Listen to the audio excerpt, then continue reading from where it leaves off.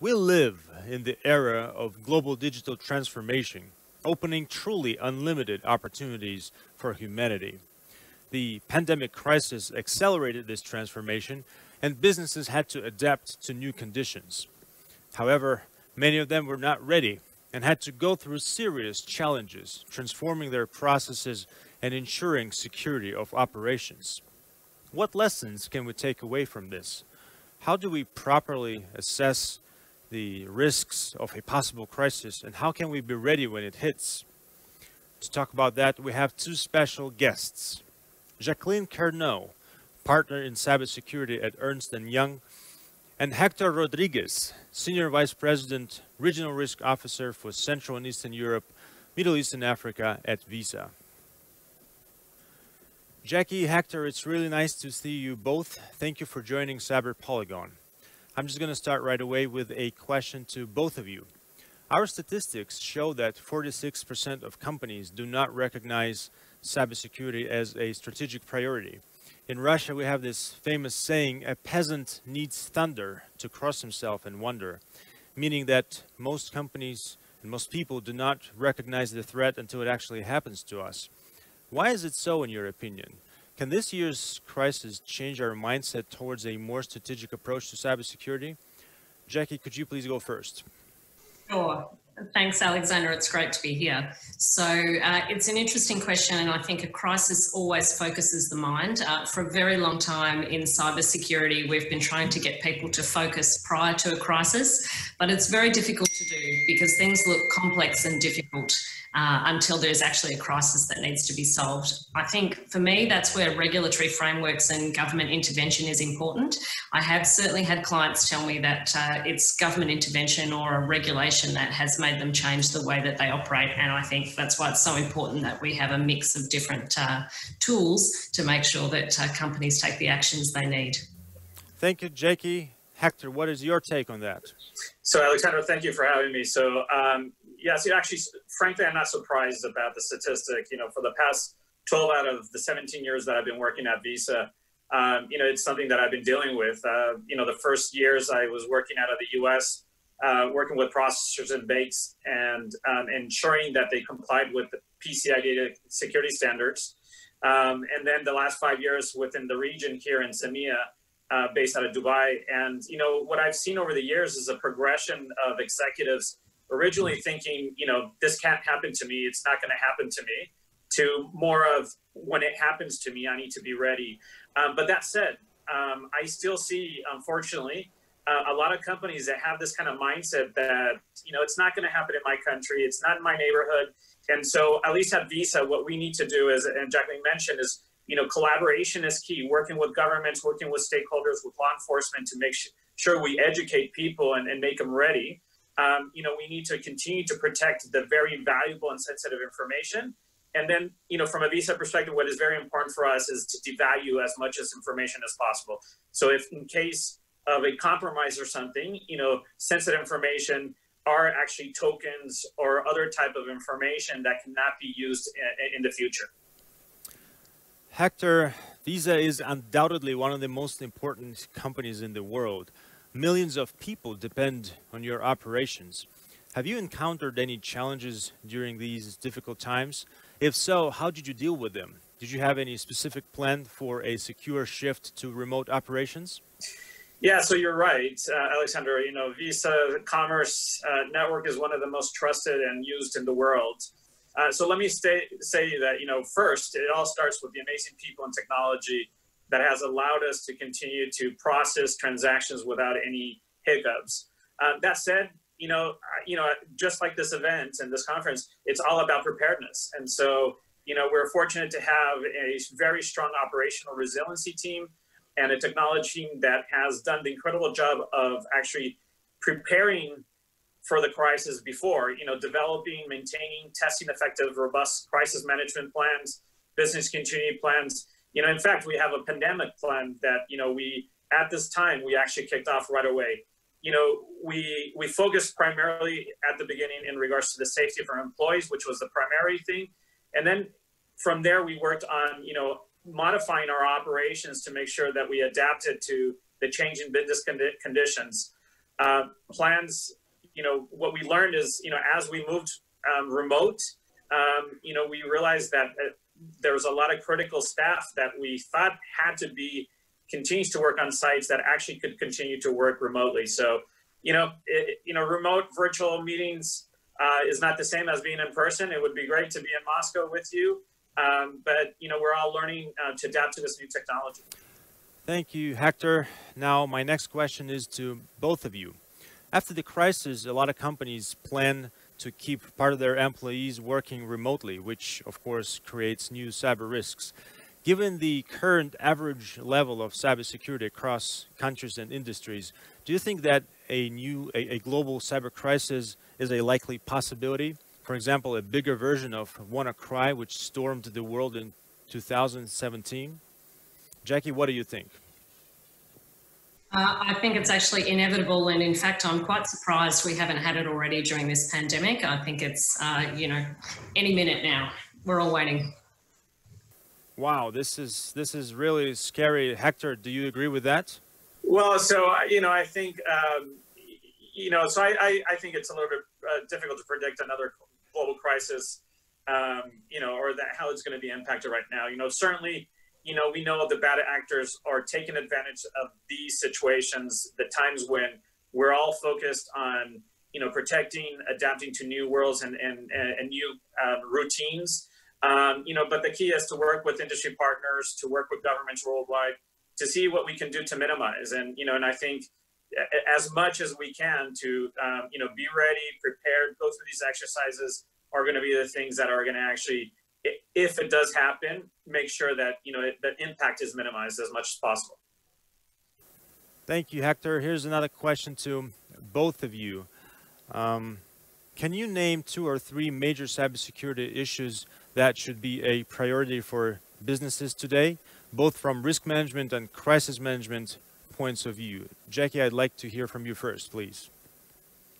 Yeah, sure. I think the big one for me is looking at risk culture across the board. So the creation of risk and cyber metrics for all the executives, regardless of whether they have a role, even in technology.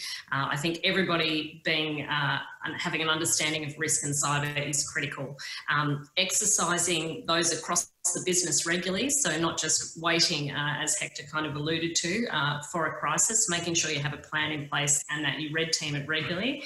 And of course, basic, really solid data security. So know your digital assets, where your data is, who has access to it, and protect it.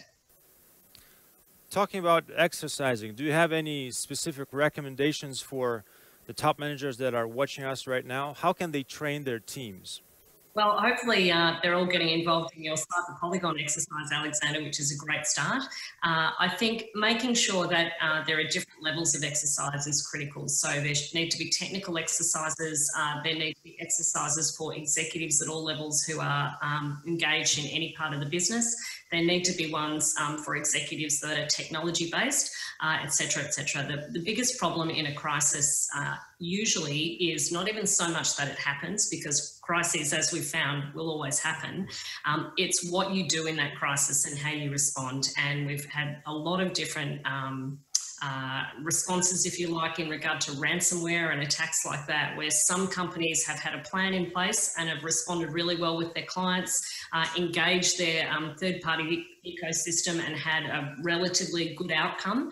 And there have been other companies that have really suffered because they haven't thought about how they're going to respond and communicate in the event of a crisis. So, thank you, Jackie. Hector, going back to my previous question, can you name 2 or 3 major cybersecurity issues that we should be thinking about right now? Yeah, so I'm going to relate it more directly to the payments environment. And so, there's a couple of things that we've been actively working on.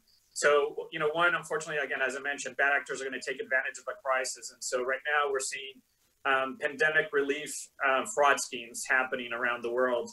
Just to give you an example, in May, researchers reported that criminal groups were attempting to exploit the U.S. Coronavirus Aid Relief and Economic Security Act, the CARES Act, where the government was providing financial relief through additional unemployment insurance and other type of funds, and criminals were actually taking advantage of that scheme and being able to get information. And so, what we did is we worked very closely with, our law enforcement under different partners to create alerts.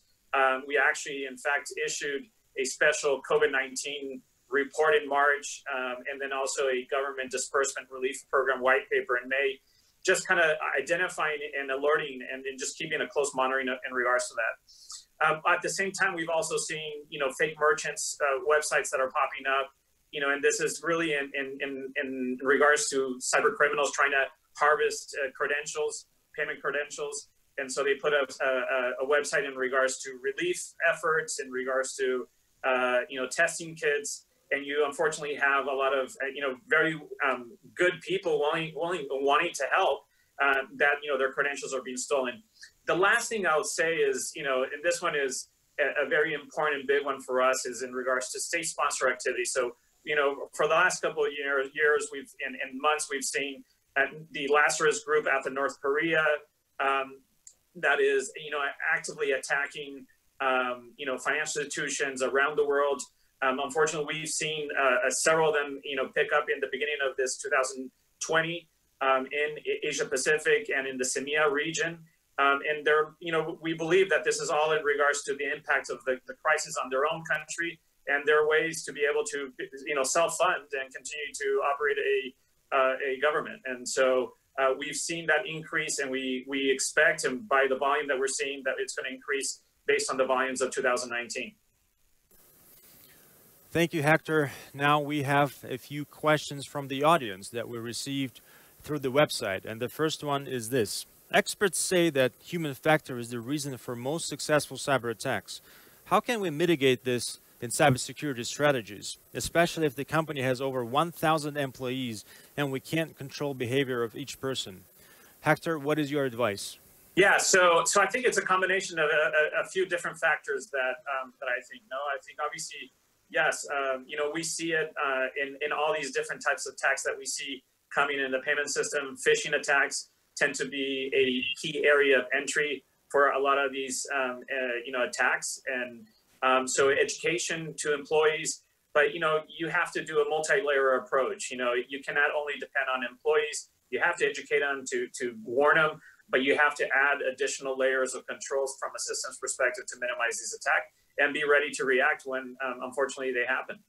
Jackie, do you have anything to add to this? And again, back to my earlier point, Alexandra, it's a great question. It's about creating a risk culture. It's about making everybody in the business responsible for risk, and having everybody understand doing their part in making sure they don't click on links, etc. And a lot of that's about awareness and training, and making sure that you do all the day-to-day things to make sure all of your employees are up to date and understand security policies and procedures. Jackie, do you have any specific examples of how companies and top managers can increase security awareness, and what do you do at your company? Look, I can't really talk to specific examples of how we do it, but certainly we do, help our clients do a lot of security awareness and training. And look, I think making sure that you're doing regular phishing and awareness training is really important, but also analysing the results of that training. Understand how many employees click through, and always challenging yourself is important as well. So it's really easy to do the same old phishing simulations week on week, but it's important to think of new ways to trick your employees, if you like, and make them think. There doesn't have to be a penalty around it to make everybody upset and worried about the training, but you do need to think about how can I challenge the organisation this time to make sure that I'm really getting them to think about cyber. Thank you. Hector, what about you? Can you give any specific examples of how businesses can train their employees? Yeah, so I think it's a combination of just what Jackie mentioned, is that, it really is, a lot of education with our team, with our staff. But again, as I mentioned, it has to be a combination of that human element and education and training. And yes, I'm a strong believer that, every single person plays a role in risk, in managing and securing the organization. But you also have to have those, those tools and the capabilities behind the layers, that in case, something goes, wrong and somebody does click on something, that you can quickly identify and mitigate those quickly. And that's one of the things at Visa, we work very closely with our partners, is as we get information and awareness of these attacks that are coming from, at groups like Lazarus and stuff, as soon as we were able to understand the phishing and the targets, we're contacting our banks, our client banks, to notify them immediately in regards to it. Hector, there's one more question from the website, and this one is addressed specifically to you. There's a big problem with social engineering fraud with online payments. What does Visa do to stop that? Yeah, so I think it's a combination of things. So one is obviously there's a multi-layer approach that we try to take. One is we want to make sure that we do empowerment to consumers. So anytime clients do alerts, notifications in regards to payments, that is very important. Giving them the capabilities that within their mobile device to be able to activate or deactivate their credentials. If I have a card or a debit card that I never use other than withdrawing cash within the country that I live, I am able to actually, within the capabilities of what my bank has provided me, the ability to deactivate that information. And so you can start having greater control there. And then the second, the other two things are obviously our consumer authentication capabilities in regards to Visa Secure, in making sure that we have behind the scenes and one-time passwords, or not one-time, over-the-air passwords to clients in regards to authentication. And the last one is consumer protection. We want to make sure that consumers understand that when they are not party and they've done their part to protect the fraud, that they shouldn't be responsible for that. Jackie, can you add anything to that? How do we stop online fraud with payments? Look, I'm a big supporter of multi-factor authentication and one-time passwords, and I was very happy with Hector's response. I'm very happy with my Visa card, so it's good to know they're doing it right.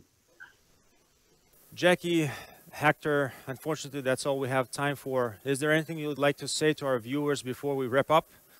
Jackie?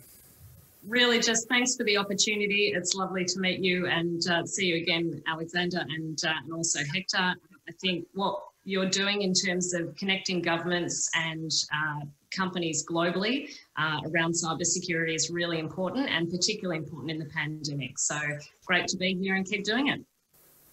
Hector?